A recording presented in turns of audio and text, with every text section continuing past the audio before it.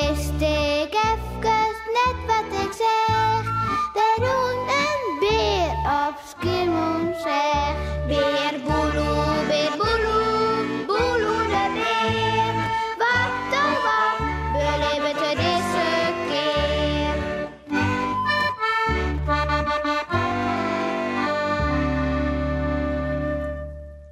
De zeekakkerlopers. Wist nog dat Beboeloe en Sipke juster in het romp van de boot van omke Willem sierden? Om ze de zeekakkerlopers zien wonen? Nou, en dat viel me toch zo'n grut meester. Tenminste, hij zeeg er in het juster iselijk uit. Maar toen Beboeloe hem in het lucht zette... Het is een stofzuiger. Zo, Beboeloe, zo maar. Het is een stofzuiger. Sipke, voor wat hebben we bang geweest om een stofzuiger? Stammert Beboeloe. Nou, wij zullen hem krijgen. Omke Willem bedoel ik. Wat gemeen om u zo bang te maken. Maar ja, hoe moeten wij het aanpakken? Zei Sipke bij hemzelf. Wils de tip nijtinkt.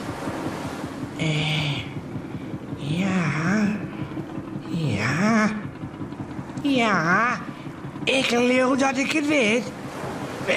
Wij vregen hem als hij naar onderen komen wil om de zeekakkerlopers te zieken. Wij zeggen dat we hem dan het jongen hebben. Oké?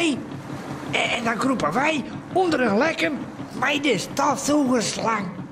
Ja, Dat vindt Beboeloe een tegen goed plan. ja, Sipke, leuk, ja. Ik zal hem erop. Wacht je, dan ga ik naar boven en hij in Doma gauw lekker. En Sas zal het heven. Goed. Omke, kom hier eens. Wij kunnen zeekakkerlopers net vinden. Omke moet even naar onderen komen. En u is oorwijzen wat er zit. En, even letter, Belinda, wat is het hier, zuster? Jongens, goeie, we zitten hier. En nog eens even een boezelaar horen. maar dat toch Beboeloe en Sipke vanzelfs net. Wat jij denkt er nou van vreemde loeren? Wacht je er nog, red ik nog een stukje verder. Ja, Roept omke Willem als hij de zeekakkerlopers in hier zucht. Dan springen Sipke en Beboeloe onder het lekker waai. Daarheen we die, Omke. Daarheen we die te pakken, hè.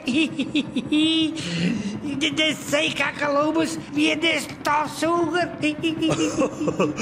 maar doch is Omke Willem de rieflijn.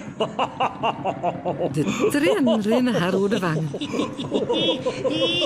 Omke Willem klautert maar eens even onder de pet. Nou, is dat wel, jongens. Dan hier je mij wis en vrachtjes wel even te pakken. Wat krok ik daar.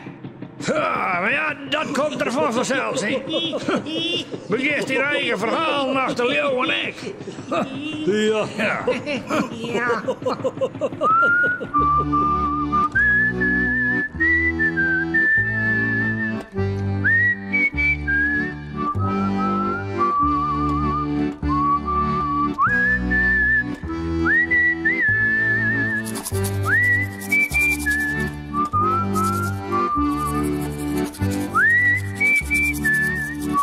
En voor rust, lekker sliepen.